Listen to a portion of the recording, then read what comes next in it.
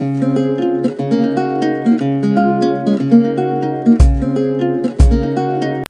Is the diagram of the root nodule formation. ये क्या है, किसी रूट में रूट एयर प्रेजेंट है। रूट एयर के आउटसाइड क्या होते हैं, सोयल पार्टिकल्स प्रेजेंट होते हैं, और इन सोयल पार्टिकल्स में क्या होता है, जो राइजोबियम बैक्टीरिया होता है वो प्रेजेंट होता है। ये क्या है, बैक्टीरिया है, ये डिफरेंट बैक्टीरिया प्रेजेंट हैं, डिफरेंट राइजोबियम बैक्टीरिया प्रेजेंट है। ये क्या है, एक सोयल पार्टिकल, और ये है रूट एयर। तो क्या होता है, जो राइजोबियम बैक्टीरिया है वो कीमोटैक्टिक स्टिमुलस से क्या करेगा, जब प्लांट सेल कोई फ्लेवेनोइड या फिर होमोसेरिन कंपाउंड रिलीज करेगी तो क्या होगा, जो बैक्टीरिया है वो रूट एयर के ऊपर अटैक करता है। ये क्या है, रूट एयर से इन्वेजिनेट करेगा, यानी इन्वेजिनेशन पॉइंट जहाँ से बैक्टीरिया क्या करेगा, रूट एयर के अंदर एंट्री करेगा। और इसको स्टिमुलस कहाँ से मिला, बाय दी फ्लेवेनोइड सिक्रेशन, यानी रूट एयर ने कोई फ्लेवेनोइड कंपाउंड सिक्रीट किया, उस फ्लेवेनोइड कंपाउंड को node D protein of the bacteria ने क्या किया, रिकग्नाइज किया, और रिकग्नाइज करने के बाद क्या हुआ, नोड डी प्रोटीन वापस बैक्टीरिया में गया, और वापस बैक्टीरिया में जाके उसने क्या किया, नोड जीन दूसरी जो नोड जीन्स हैं, nod A, nod B, nod C and other genes P, क्या हुआ, एच या फिर ई जी एच है, उनको क्या किया, ट्रांसक्रिप्शनल एक्टिवेटर का काम किया। तो यहाँ से क्या हुआ, जो बैक्टीरिया है उसने इन्वेजिनेट किया। इन्वेजिनेट करने के बाद क्या होता है, जो रूट एयर होता है ये कर्ल्ड हो जाता है। कर्ल्ड किसकी वजह से होता है, नोड फैक्टर्स की वजह से। नोड फैक्टर्स के लिए कौन सी जीन रिस्पॉन्सिबल होती है, नोड जीन्स, यानी nod factors curling of the root hair करवाते हैं। ये बैक्टीरिया है, ये बैक्टीरिया का इन्वेजिनेशन पॉइंट है। तो बैक्टीरिया ने यहाँ से क्या किया, रूट एयर में इन्फेक्शन थ्रेड बनाना स्टार्ट कर दिया। रूट एयर के थ्रू क्या किया, बैक्टीरिया ने इन्वेजिनेट किया एंड इन्फेक्शन थ्रेड फॉर्म किया, और ये इन्फेक्शन थ्रेड फिर क्या करेगा, रूट एयर से फिर कोर्टेक्स सेल्स के अंदर चला जाएगा, और कोर्टेक्स सेल्स के अंदर जाके फिर क्या करेगा, जो रूट नोडुल की फॉर्मेशन करवाएगा। यहाँ तक तो क्या हुआ था, curling of the root hair. फिर इसके बाद कोर्टेक्स में जाने के बाद क्या होगा, ये जो इन्फेक्शन थ्रेड है ये क्या करवाएगा, फिर रूट नोडुल फॉर्मेशन, यानी नोडुल लाइक स्ट्रक्चर फॉर्म करवाएगा। कहाँ, कोर्टेक्स में। ये क्या है, रूट नोडुल। कोर्टेक्स रीजन तक क्या जाएगा, जो ये थ्रेड, इन्फेक्शन थ्रेड है, और फिर वहाँ पे क्या करवाएगा, रूट नोडुल फॉर्मेशन करवाएगा। ये क्या है, मतलब कैसे बैक्टीरिया इन्फेक्ट करता है और कोर्टेक्स तक मूव करके कैसे रूट एयर कर्लिंग करवाता है और रूट नोडुल फॉर्मेशन करवाता है। जो बायोलॉजिकल नाइट्रोजन फिक्सेशन होती है उसके अंदर क्या होता है, एक मॉलिक्यूल ऑफ नाइट्रोजन से दो मॉलिक्यूल ऑफ अमोनिया बनते हैं। एक मॉलिक्यूल ऑफ नाइट्रोजन से 2 मॉलिक्यूल्स ऑफ अमोनिया सिंथेसाइज होते हैं, और इसमें क्या होता है, at least 1 mole of the hydrogen is produced in addition to the 2 moles of ammonia। यानी अमोनिया के जो 2 मोल्स बनते हैं उसके एडिशन में एक हाइड्रोजन मोल भी बनता है for the each of the nitrogen molecule. एक नाइट्रोजन मॉलिक्यूल क्या होता है, N2, और N2 से क्या बना, 2 molecules of ammonia plus hydrogen, यानी एक मोल ऑफ नाइट्रोजन ने 2 अमोनिया मोल्स एंड एक हाइड्रोजन मोल बनाया।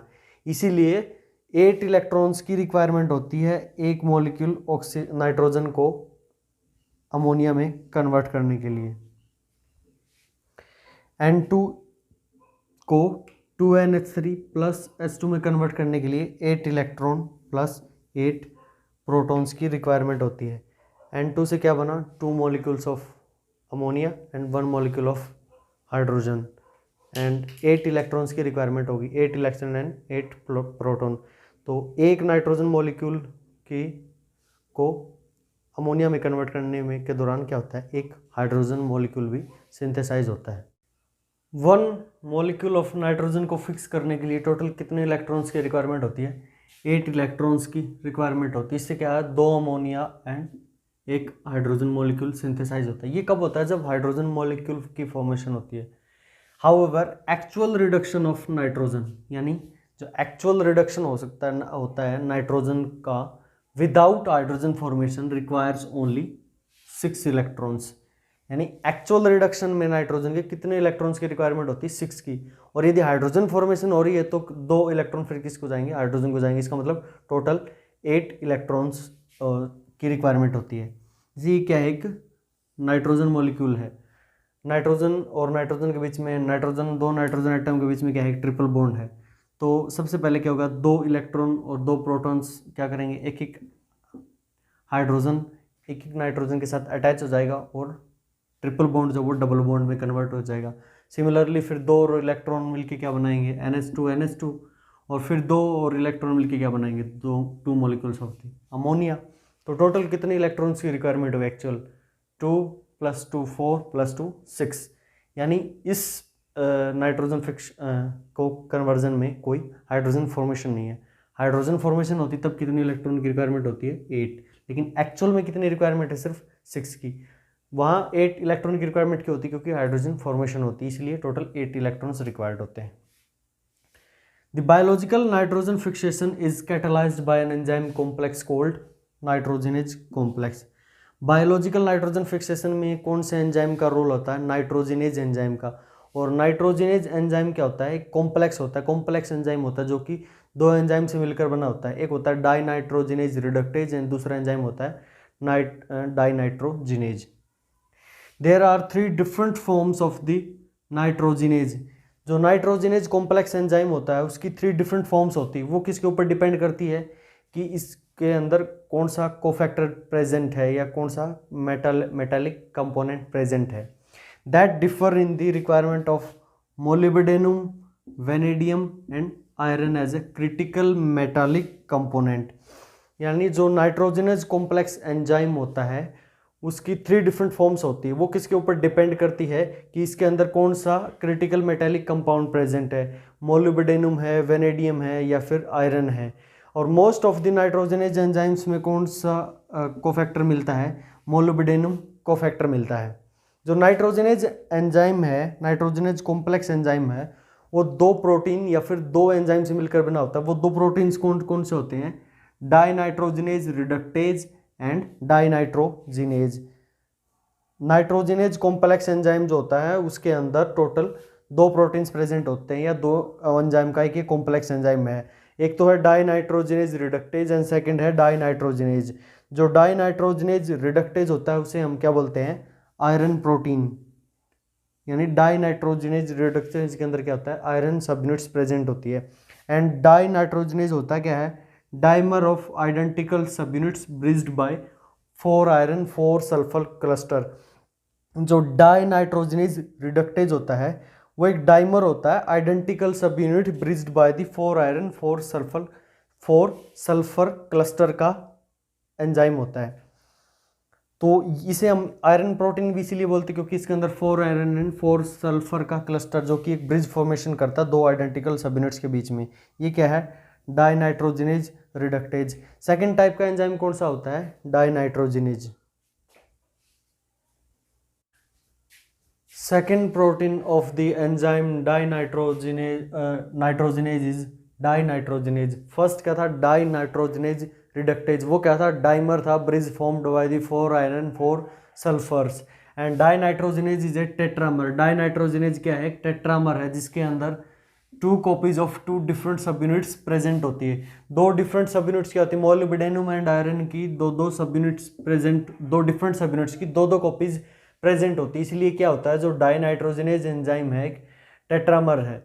Jeans involved in the synthesis of dinitrogenase. यानी जो नाइट्रोजिनेज कॉम्प्लेक्स एंजाइम है जिसके 2 प्रोटीन्स होते हैं, एक होता है डाइनाइट्रोजिनेज रिडक्टेज एंड सेकंड क्या होता है, डाइनाइट्रोजिनेज। ये जो दोनों प्रोटीन्स होते हैं इनके लिए जो जीन्स कोड करती है उन्हें हम क्या बोलते हैं, निफ जीन्स। यानी निफ जीन्स उन प्रोटीन्स की एंजाइम्स के लिए कोड करती है जो कि डाइनाइट्रोजिनेज एंजाइम की सिंथेसिस करवाते हैं।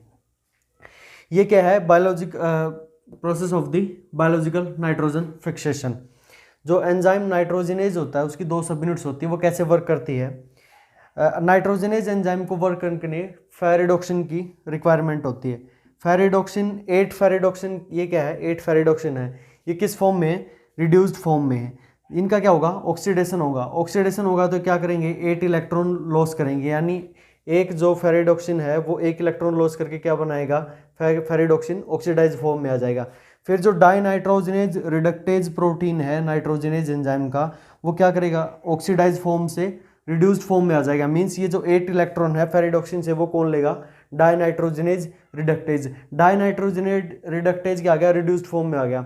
उसके बाद ये जो डाइनाइट्रोजनेज रिडक्टेज है ये 16 एटीपी से क्या करेगा, रिएक्ट करेगा, यानी एटीपी एनर्जी की रिक्वायरमेंट होगी इसको। फिर ये क्या करेगा, अपने इलेक्ट्रॉन्स जो है वो किसको दे देगा, डाइनाइट्रोजनेज एंजाइम प्रोटीन को। डाइनाइट्रोजनेज रिडक्टेज क्या करेगा, एटीपी के साथ रिएक्ट करेगा, यानी इसको एनर्जी की रिक्वायरमेंट है। तो फिर ये क्या होगा, अपने इलेक्ट्रॉन लॉस कर देगा। इलेक्ट्रॉन लॉस करेगा तो क्या करेगा, ये रिड्यूस्ड फॉर्म में था, रिड्यूस से किस में आ गया, ऑक्सीडाइज फॉर्म में आ गया। और जो एटीपी थे वो किस में कन्वर्ट हो गए, एडीपी में कन्वर्ट हो गए। और इसने अपने इलेक्ट्रॉन्स किसको दिए, डाइनाइट्रोजिनेज को। डाइनाइट्रोजिनेज किस फॉर्म में था, ऑक्सीडाइज फॉर्म में था। उसने 8 इलेक्ट्रॉन लिए, क्या आ गया, डाइनाइट्रोजिनेज रिड्यूस्ड फॉर्म में आ गया। अब ये जो डाइनाइट्रोजिनेज रिड्यूस्ड फॉर्म में है ये क्या करेगा, फर्दर अपने 8 इलेक्ट्रॉन लॉस करके, यानी इसका ऑक्सीडेशन होगा। ऑक्सीडेशन होने से क्या है, ये अपने जो 8 इलेक्ट्रॉन्स है वो एक नाइट्रोजन मॉलिक्यूल को ट्रांसफर कर देगा। और नाइट्रोजन मॉलिक्यूल को ट्रांसफर करने से क्या होगा, 2 अमोनिया के मॉलिक्यूल सिंथेसाइज्ड होंगे, यानी 8 इलेक्ट्रॉन्स की यहाँ पे रिक्वायरमेंट है। और 2 H+ पॉजिटिव यानी 2 प्रोटॉन्स की रिक्वायरमेंट होगी। उन 2 प्रोटॉन से क्या होगा, हाइड्रोजन की फॉर्मेशन होती है। टोटल 8 इलेक्ट्रॉन्स की रिक्वायरमेंट होती है। 2 इलेक्ट्रॉन्स तो क्या होते हैं, हाइड्रोजन फॉर्मेशन करवाते हैं, और रिमेनिंग 6 इलेक्ट्रॉन्स क्या करवाते हैं, 2 molecules of the ammonia formation करवाते हैं। जो डाइनाइट्रोजिनेज रिडक्टेज एंजाइम है वो किसको इलेक्ट्रॉन देगा, डाइनाइट्रोजिनेज को। डाइनाइट्रोजिनेज फिर इलेक्ट्रॉन किसको देगा, नाइट्रोजन को। और यहाँ पे क्या होगा, जो 16 एटीपी थे वो किस फॉर्म में कन्वर्ट हो जाएंगे, 16 एडीपी में। सबसे पहले क्या होगा, फेरिडोक्सिन। फेरिडोक्सिन रिड्यूस्ड फॉर्म में होता है, वो अपने इलेक्ट्रॉन किसको देगा, डाइनाइट्रोजिनेज रिडक्टेज को। डाइनाइट्रोजिनेज रिडक्टेज क्या हो जाएगा, रिड्यूस हो जाएगा। फिर वो 16 एटीपी के साथ रिएक्शन करेगा। 16 एटीपी की रिक्वायरमेंट होती है 1 मॉलिक्यूल ऑफ द नाइट्रोजन को अमोनिया में कन्वर्ट करने के लिए। तो 16 एटीपी के साथ रिएक्ट करने के बाद जो डाइनाइट्रोजनेज रिडक्टेज है वो रिड्यूस्ड फॉर्म से ऑक्सीडाइज फॉर्म में आ जाएगा। ऑक्सीडाइज फॉर्म में आने से मतलब इसने 8 इलेक्ट्रॉन लॉस कर दिया। और इन 8 इलेक्ट्रॉन को एक्सेप्ट कौन करेगा, यानी किसका रिडक्शन होगा, डाइनाइट्रोजिनेज का। और ये डाइनाइट्रोजिनेज क्या करेगा, 8 इलेक्ट्रॉन एक्सेप्ट करके रिड्यूस्ड फॉर्म में आ जाएगा। और डाइनाइट्रोजनेज फिर क्या करेगा, अपने 8 इलेक्ट्रॉन्स नाइट्रोजन मॉलिक्यूल को ट्रांसफर कर देगा। और नाइट्रोजन मॉलिक्यूल को ट्रांसफर करने से क्या है, 2 molecules of the ammonia form होंगे। टोटल 8 इलेक्ट्रॉन की रिक्वायरमेंट होती है। 6 electrons are required for the synthesis of 2 ammonia molecules and 2 electrons are required for the synthesis of a formation of a hydrogen molecule। यानी इसमें इसके अंदर किस किस की रिक्वायरमेंट होती है, 8 ferredoxin, 8 dinitrogenase reductase enzyme and dinitrogenase enzyme की रिक्वायरमेंट होती है। तो एक नाइट्रोजन मॉलिक्यूल को अमोनिया में कन्वर्ट करने के लिए टोटल 8 इलेक्ट्रॉन्स एंड 16 एटीपी की requirement, 8 electrons, 8 H+ and 16 ATP की रिक्वायरमेंट होती है एक जो है नाइट्रोजन मॉलिक्यूल को कन्वर्ट करने में। सिम्बायोटिक नाइट्रोजन फिक्सेशन में जो मेन एंजाइम होता है वो कौन सा होता है, nitrogenase complex enzyme. Nitrogenase complex enzyme को क्या होता है, नाइट्रोजन को अमोनिया में कन्वर्ट करने के लिए ऑक्सीजन फ्री एनवायरनमेंट की रिक्वायरमेंट होती है। और ऑक्सीजन फ्री एनवायरनमेंट कौन प्रोवाइड कराता है, लेग हीमोग्लोबिन। लेग हीमोग्लोबिन का प्रेजेंट होता है cytosol of the plant cells में। Second type of the biological nitrogen fixation है वो है सिम्बायोटिक या फिर free living biological nitrogen fixing prokaryotes. यानी जो सिम्बायोटिक नाइट्रोजन फिक्सेशन था उसमें तो क्या था कि जो प्रोकैरियोट है उसकी प्लांट के साथ सिम्बायोटिक एसोसिएशन थी या फिर म्यूचुअलिस्टिक रिलेशनशिप थी। लेकिन नॉन सिम्बायोटिक और free living biological nitrogen fixation prokaryotes में क्या होता है, soil contains many free living nitrogen fixing organisms. इसके अंदर जो प्रोकैरियोट्स होते हैं वो प्लांट के साथ सिम्बायोटिक एसोसिएशन नहीं करते, बल्कि वो सोयल में फ्री लिविंग होते हैं, यानी इंडिपेंडेंट होते हैं। उनको अपनी लाइफ साइकिल कंप्लीट करने के लिए प्लांट के ऊपर डिपेंड नहीं होना पड़ता। सिम्बायोटिक एसोसिएशन में क्या था कि प्लांट बैक्टीरिया का प्रोकैरियोट्स को क्या करता था, मिनरल न्यूट्रिशन की सप्लाई करता था, और बदले में जो बैक्टीरिया है वो नाइट्रोजन फिक्सेशन करवाता है। एग्जाम्पल क्या है नॉन सिम्बायोटिक या फ्री लिविंग बायोलॉजिकल बैक्टीरिया के, जैसे नोस्टोक एंड एनाबिना। जो ब्लू ग्रीन एल्गी या फिर साइनोबैक्टीरिया होते हैं वो क्या होते हैं, फ्री लिविंग होते हैं एंड एरोबिक होते हैं। ये ऑक्सीजन की प्रेजेंस में क्या करते हैं, नाइट्रोजन फिक्सेशन करवा सकते हैं। नेक्स्ट एग्जाम्पल क्या है, methanococcus. Methanococcus is a free living anaerobic archaebacteria क्या होता है, जो मिथानोकोकस होता है वो फ्री लिविंग होता है एंड एनारोबिक होता है। ये क्या होता है, इसको ऑक्सीजन की रिक्वायरमेंट नहीं होती, यानी एनारोबिक कंडीशंस में, ऑक्सीजन फ्री कंडीशंस में क्या करवाता है, ये नाइट्रोजन फिक्सेशन करवाता है। Next प्रोकैरियोटिज Chlorobium. क्लोरोबियम क्या होता है, ये एक फ्री लिविंग एनारोबिक बैक्टीरिया होता है। And next example is clostridium, free living anaerobic bacteria है। यानी ये क्या है, examples of the non symbiotic free living biological nitrogen fixation, जिसके अंदर है जो प्रोकैरियोट है वो प्लांट के साथ सिम्बायोटिक एसोसिएशन शो नहीं करता, वो सॉइल में फ्री लिविंग होते हैं। एग्जांपल क्या है, नोस्टोक, एनाबिना, जो क्या होते हैं फ्री लिविंग एंड एरोबिक होते हैं। जो मिथानोकोकस होता है वो क्या होता है, फ्री लिविंग होता है एंड एनारोबिक होता है। जो क्लोस्टेरिडियम एंड क्लोरोबियम है वो दोनों क्या होते हैं, anaerobic and free living bacteria होते हैं।